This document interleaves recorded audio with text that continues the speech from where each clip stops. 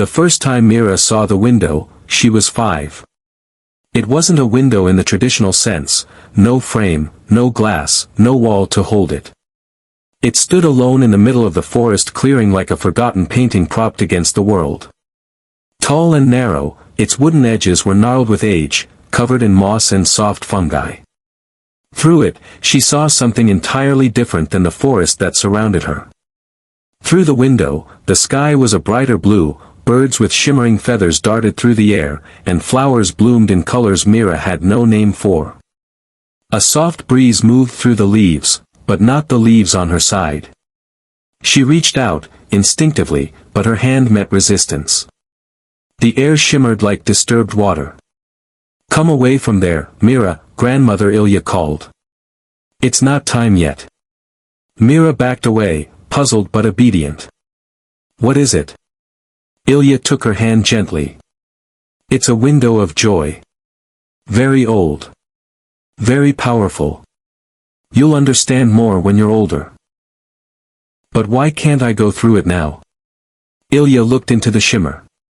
"Because once you go through, you can't come back the same. If at all." They left the clearing, but Mira never forgot the window. Years passed, and Mira grew into a curious, sharp-eyed girl with a deep love for stories. The forest around Eldergrove was her playground, and Grandmother Ilya, the village herbalist and keeper of old tales, was her guide. On Myra's 12th birthday, Ilya gave her a small pendant made from a stone that shimmered faintly in moonlight. "For protection," she said. "And for memory." Later that evening, Mira finally asked, "Why is it called the Window of Joy?" Ilya stirred her tea. "Because on the other side is a world untouched by sorrow. A world that remembers what we've forgotten." "Can anyone go through it?" "Not just anyone. Only those the window chooses." Mira looked out the cottage window toward the dark line of trees beyond. "And what does it choose them for?" Ilya's gaze turned inward. "That's the question, isn't it?" That night, Mira dreamed of the window. But this time, it was open part 2, the storm and the search. The day after Myra's birthday, the skies turned dark. A storm unlike any seen in Eldergrove in years rolled over the mountains, bringing torrential rain, howling winds, and a strange electric charge in the air that made even the bravest animals retreat into their dens. The villagers took shelter, their homes shuttered and fires stoked against the cold damp.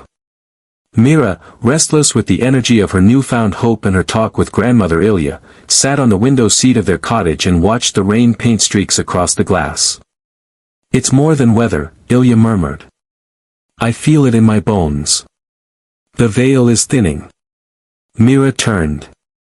"You think it's connected to the vision? To the grove?" Ilya nodded solemnly. "There are forces waking that have been quiet for centuries. And they don't always wake gently."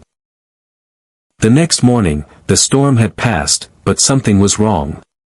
Smoke curled from the eastern woods, not the warm smoke of hearth fires, but the sharp, bitter scent of something burned against its will.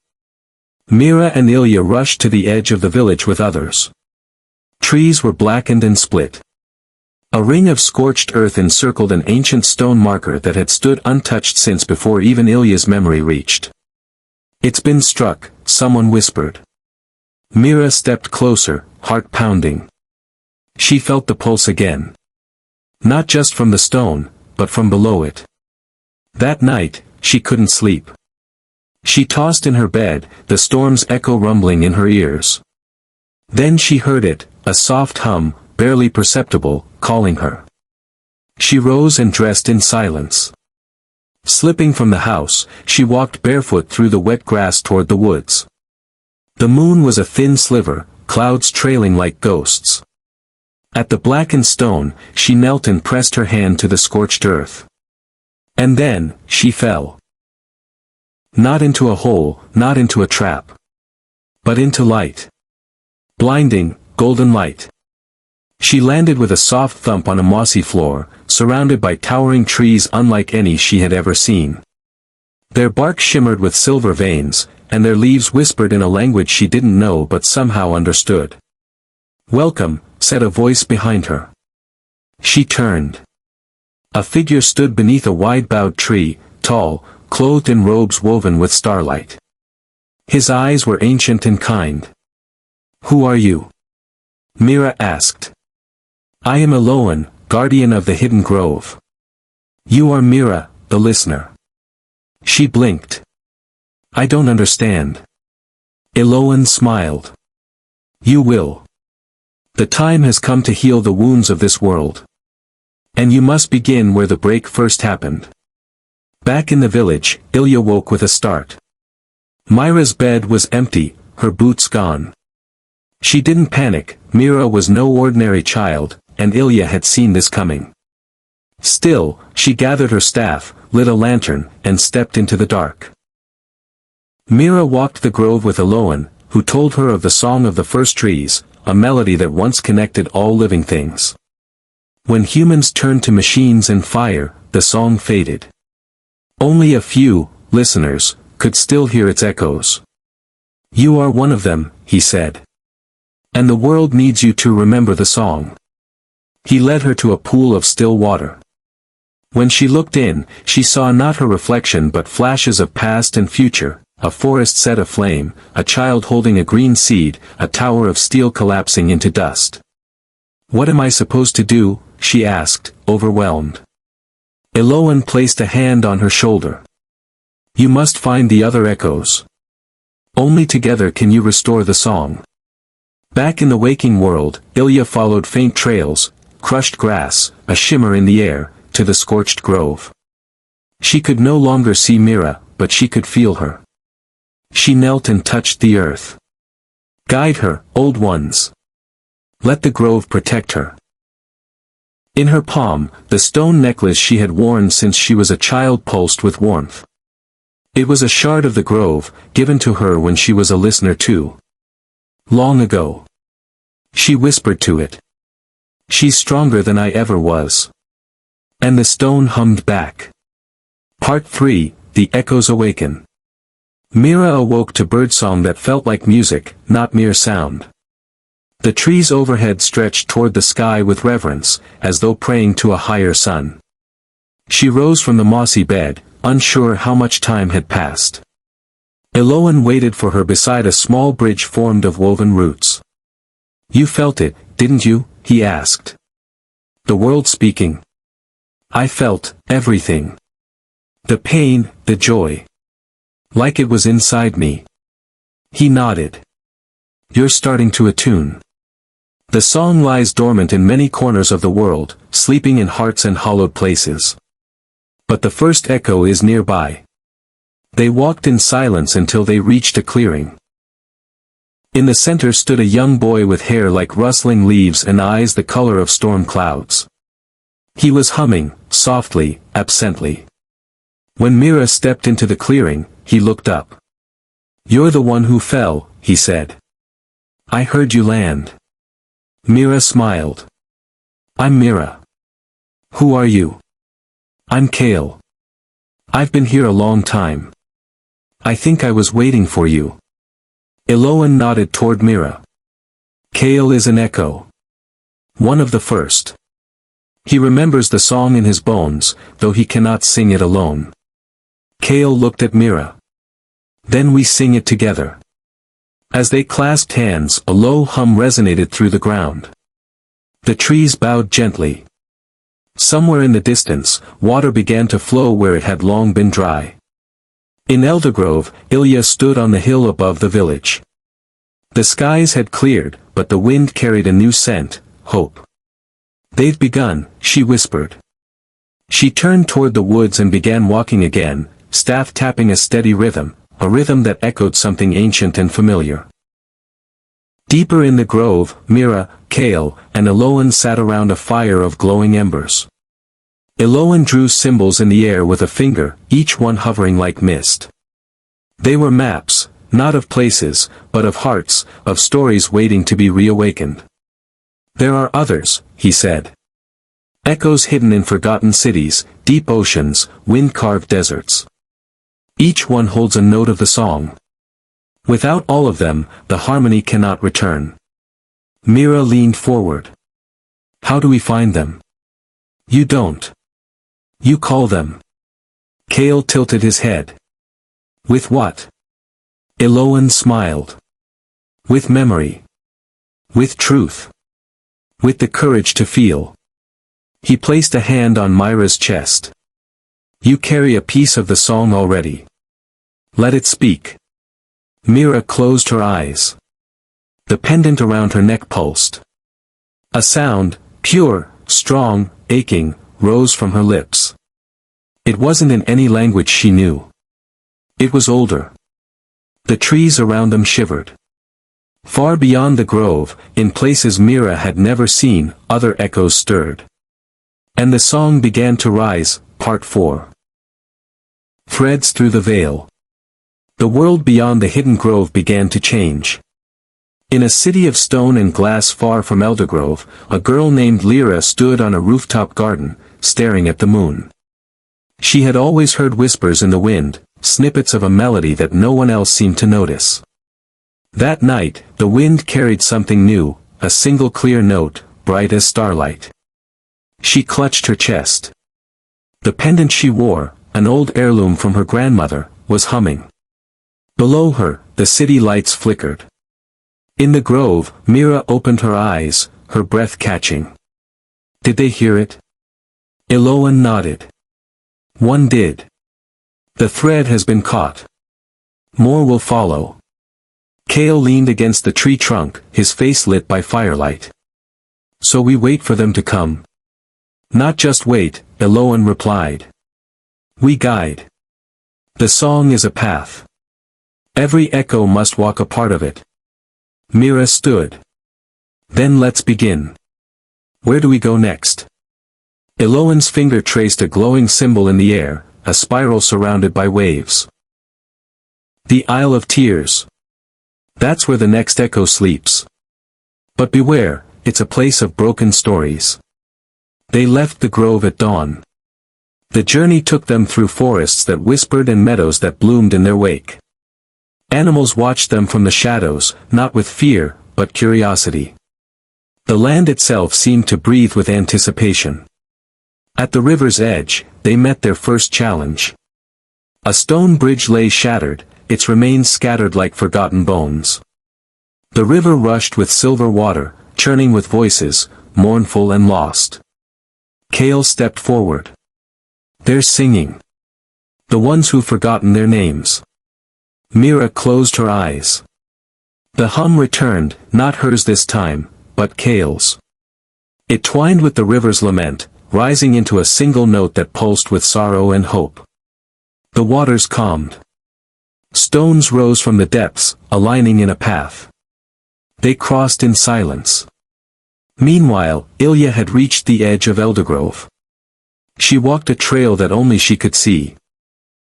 Marked not by signs, but by memory. The pendant around her neck glowed faintly, guiding her feet. She paused at an old shrine, overgrown with vines and moss. A carving of the first tree still stood beneath the green, worn smooth by time. Ilya knelt and whispered. Let the roots remember.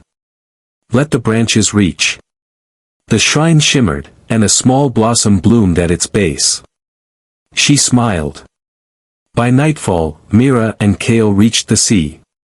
The Isle of Tears loomed on the horizon, wreathed in mist. A boat waited on the shore, simple, wooden, and unmarked. How do we know it's safe? Mira asked. Kale touched the boat's side. It sings. Quietly. Like it remembers home. They stepped aboard. The boat drifted from the shore as if pulled by unseen hands. The water was glassy, but beneath its surface moved shadows, glimpses of memories not their own. As they neared the isle, the mist parted. A figure stood on the beach, tall, cloaked, and waiting. When they stepped onto the sand, the figure lowered its hood. A woman with hair like ink and eyes like stars. Her expression was both sorrowful and serene. I am Naira, she said. And I remember the storm. Eloan stepped forward. Then you are the second echo. That night, beneath the ruins of a temple, Naira told her story. How her people had turned their backs on the song to chase immortality. How she alone had remained, listening. She sang, low, mournful, haunting. Mira and Kale joined her, and their voices wove together like the roots of trees. The second harmony was born. The wind shifted. In a desert far to the south, a boy named Arian stirred from sleep, tears in his eyes. He had dreamed of trees and light and a girl with a voice like dawn. The third echo had heard the call. In Eldergrove, Ilya stood beneath the old tree that marked the heart of the village. She raised her staff. The song is rising again, she said. And we must remember how to listen. The villagers gathered, uncertain, but something in her voice, in the way the wind moved through the leaves, made them stay. She struck the earth with her staff. A hum rose from the roots. The song was returning, Part 5, The Ember Path. The desert stretched wide and golden, its dunes rolling like waves under the searing sun. In the heart of that heat, in a quiet settlement carved from stone and sand, Arian sat alone. He stared at his hands. They shook with the echo of a dream he could barely remember. A melody, delicate as morning light, lingered in his chest. His grandmother, old and blind, rested beside the cooking fire.